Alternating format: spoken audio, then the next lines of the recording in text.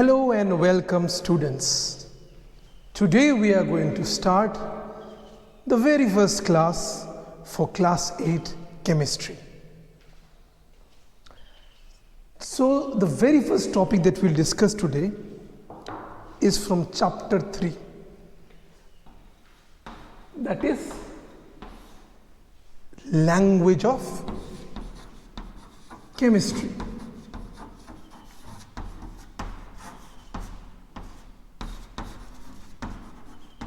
Language of chemistry. Now, this chapter is not exactly new to you. You have heard of it, is it not? In class 7 and class 6 also, to some extent, this chapter has been talked about. So today we will discuss the very basics, the very starting points of this chapter. Now you know what is a language, right? I am using right now English language. You speak a lot of languages, is it not? You speak your mother tongue, you probably speak Hindi, you probably speak Bengali, Kokborok, or many other languages as such, is it not? You know what is a language, right? And we are speaking right now in English. So if I use the letters in English language, you understand what they mean. For example, if I use, say, this is what? A capital letter H and a capital letter I. Is it not? So what will you call it?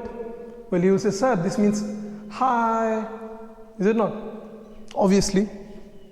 If I write N and if I write O, it means what? You know English, you will say no, it means no, right? But in the world of chemistry, these letters, although they are like English letters, they take a different meaning. This HI will not mean in chemistry hi, this NO will not mean no. It will have different meanings, okay? That is what we are going to learn in this chapter. The letters of the English language we use, but they mean totally a different thing. That is why we are calling it a language of chemistry, right? Language of chemistry, because these letters hold different meanings. This is hydrogen iodide. This is nitrogen monoxide. Now, we can't directly go here. We can't directly go to these. We have to start from the very beginning to understand this fascinating language, this language of chemistry. Going back to things which you already know. You know about atoms, right? In class 6 and 7 you have studied about atoms, about molecules also. You have learned about these things, you've heard about these things. You've heard the definitions, right?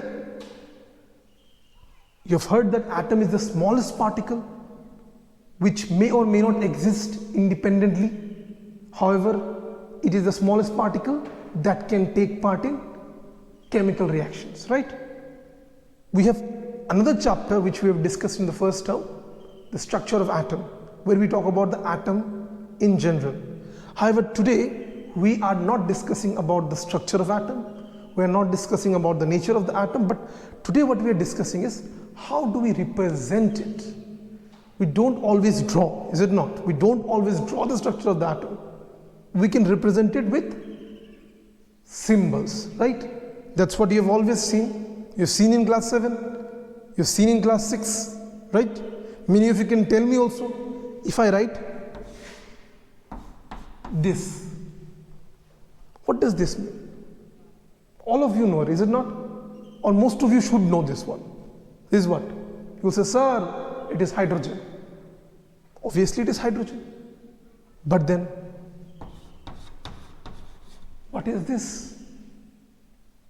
Some of you may say it is also hydrogen.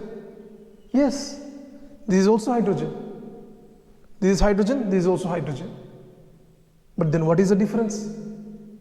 Some of you might have seen this also. Now you may or may not have seen this. Might have seen this also. This is still hydrogen, is it not? All are H, H, H. But there's a difference. We'll talk about this a little bit later on, but let's talk about this two first. That's why I have written here the terms to the right of this, atoms and molecules, right? You know what are atoms? Atoms are the smallest particle that may or may not exist independently. But molecules, they are the smallest unit which can actually exist independently. Okay, so when I am writing here H, I mean it is alone, single H. It represents the atom of hydrogen. When I write H2, it represents a group of atoms, is it not? It represents two hydrogen atoms together. So that would mean what? That would mean it is representing a molecule of hydrogen. Molecule, a group of atoms. Okay? Let's see some more examples.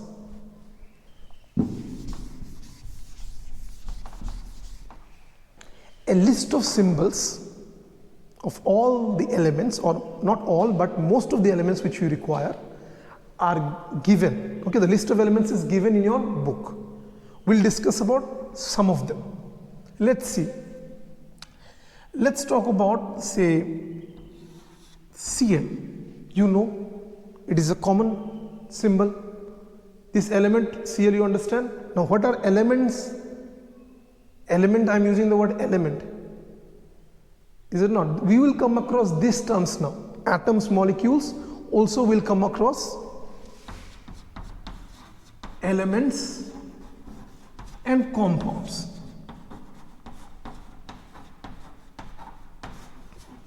To understand the language of chemistry, these four basic words, before I wrote down atoms and molecules, now I wrote down elements and compounds. These few basic terms, which you have already studied in 6 and 7, it's not that you have not studied in 6 and 7, will come again here. And before we can study any chemistry, we need to be clear about what do these words actually mean. The meaning of these words must be clear, is it not? So when I'm talking about an element and a compound, let me explain with examples rather than the definition. The definition you can obviously read from your book, but see, this chlorine, Cl, just now I told if it is single and alone, just like I wrote before H, simply H. Simply when I wrote H, it represented what? An atom of hydrogen. So similarly here, when I say Cl, it represents a single atom of chlorine. Single atom of chlorine, right? Now if I write Cl2, just like I had written earlier, H2. H2 meant what? H2 meant two atoms of hydrogen together.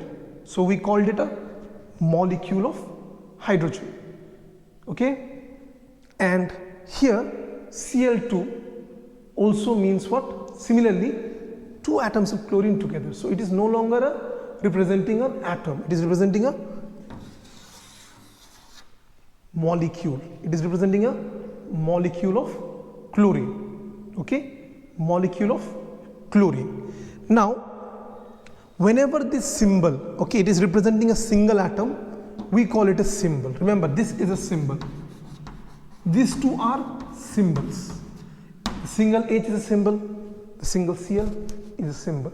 However, when we are writing a formula, this is actually representing a molecule. Representing a molecule, we'll no longer call it a symbol. We'll use the word formula. Okay, we'll use the word formula. For these two, it will be the word formula. Formula is representing basically a molecule. Okay, but you may say, sir, now where will these two words come into play? Elements and compounds. You can see here, this is H, atom of H. This is what? Molecule of H, represented by the symbol for hydrogen, formula of hydrogen, right? Formula for molecule, symbol for atom. However, you see, even the molecule, you can see H2, is made up of same type of atom. Okay, this is representing the atom of an element. What is the element? Element is the purest form of substance that we can get. It is made up of homogeneous entities, means it is not made up of anything else. It is made up of hydrogen. If I say hydrogen, it is made up of atoms of hydrogen only one type of particles. So it is an element. Okay, element, hydrogen is an element, only H you can see. Here also H2, it is not a compound. It is still an element, but it is a molecule of an element. Molecule of an element. See, if I write something like HCl, it is a group of atoms. You see, H2 was a group of atoms. Hydrogen H is single, so we call it a symbol, and symbol is representing what? It is representing an atom. Now if I talk about H2, it is representing a molecule of hydrogen. It is the formula representing the molecule of hydrogen. However, if I write HCl, it is a group of atoms. It is not single H like here or single Cl like here. Two of them are together, right? So it is also a molecule. It is also a molecule, and this is also a formula. Okay, this is also a formula because it is representing a molecule. Okay, however, since it is not made up of the same type of atoms, you can see here H2, both the atoms are hydrogen atoms. Here it is made up of two atoms, but one atom is H, the other atom is Cl, chlorine, hydrogen and chlorine. Two different type of atoms is making this molecule. So the resultant molecule that is formed, we will call it molecule of a compound. Compound means different types of atoms forming together a molecule. Basically that is called a molecule of a compound. And whenever we are representing molecules, we use the word formula. We use the word what? Formula. Formula is representing the molecule. Symbols are representing the atoms. Let me make it more clear with further examples.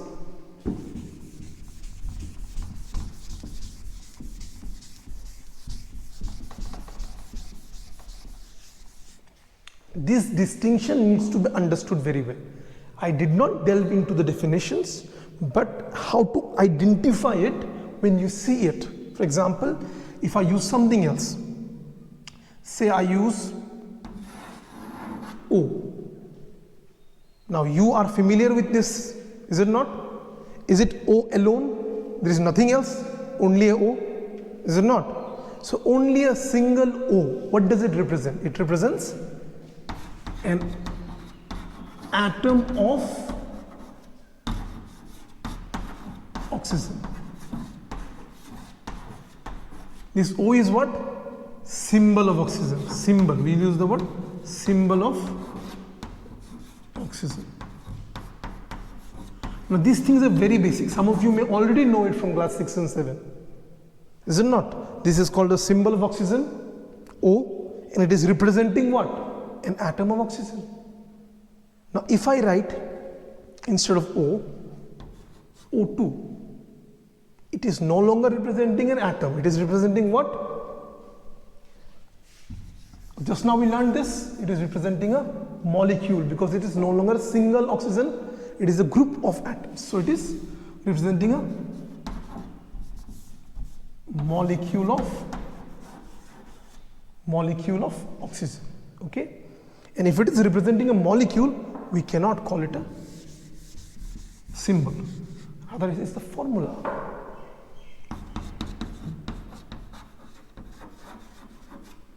Now, since it is still only containing oxygen atoms, It is a group of atoms. There is 2O here, O2, but both of them are belonging to what?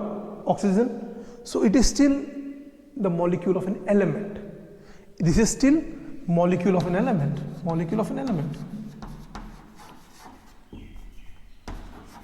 Molecule of an element. Molecule of an element. Okay. Now, if it was like this, say H2O. Now, what is it? There are, you can see H2. H is there means hydrogen is there. H2 means what? 2 hydrogens are there. That means what? 2 atoms of hydrogens are there.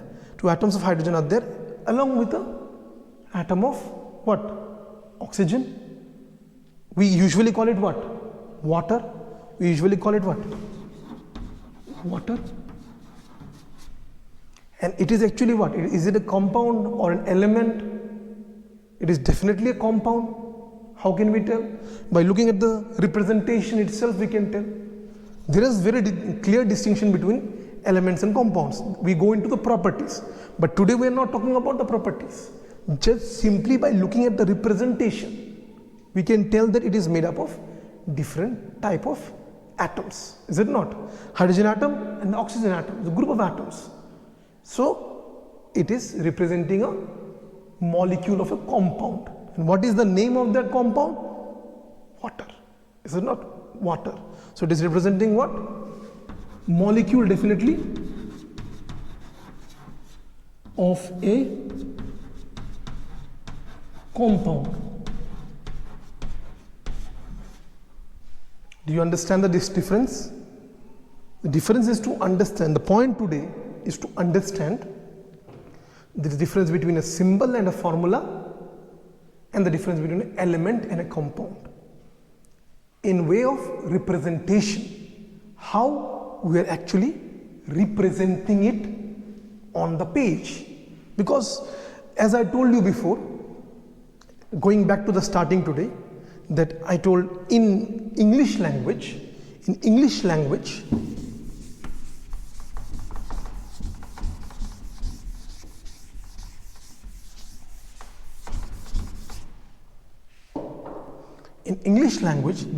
means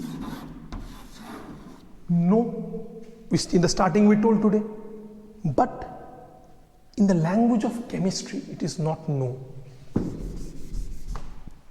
How?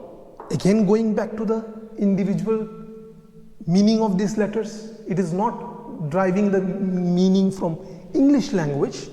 As we know, N is what?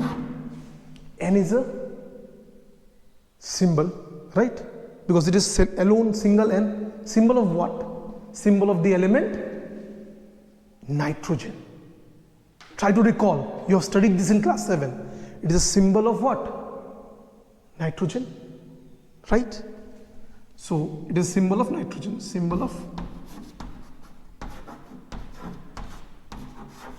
nitrogen. It is representing a single atom of nitrogen.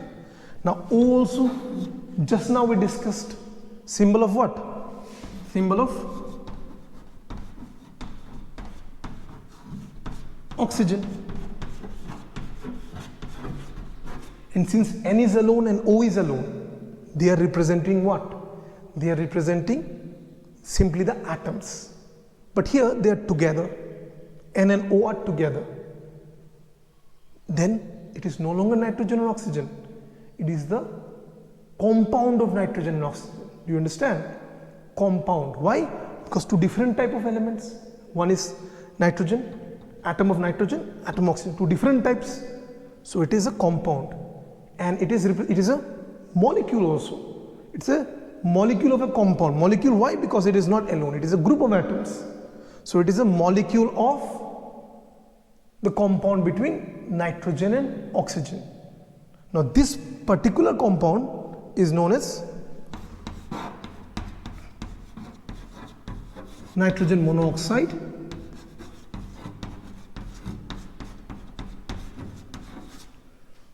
Okay, it can be also called with some other name, but we'll come to that later. So nitrogen monoxide, how? It is the combination of nitrogen, oxygen. The name is coming from nitrogen, and the ending part from oxygen, we call it oxide. What does this mono mean? It means one. Okay. Why we are mentioning this mono? Because there are different possibilities here. We can have something like NO2. If it is 2, instead of writing mono, we will write di. Nitrogen dioxide. That's why we mention the number. That's why I mentioned the number. So what we are going to discuss here, what we are supposed to understand from our discussion here is that this N is a symbol for whom? For the element nitrogen, right? This O is symbol for the element oxygen. Since it is alone, it's a symbol. Together when they combine N and O, they are not representing an atom anymore, they are representing a group of atoms, which means it's a molecule. Molecule of a compound. Why compound? Because two different types of atoms, and together they have this name, nitrogen monoxide. Okay. In language of chemistry, the meaning of the words are different. If you did not know the language of chemistry, you would think it means no, but it is not no, and that is why we must learn the language of chemistry before we can actually learn the details of chemistry. So we'll talk about more of this in the next class. Thank you.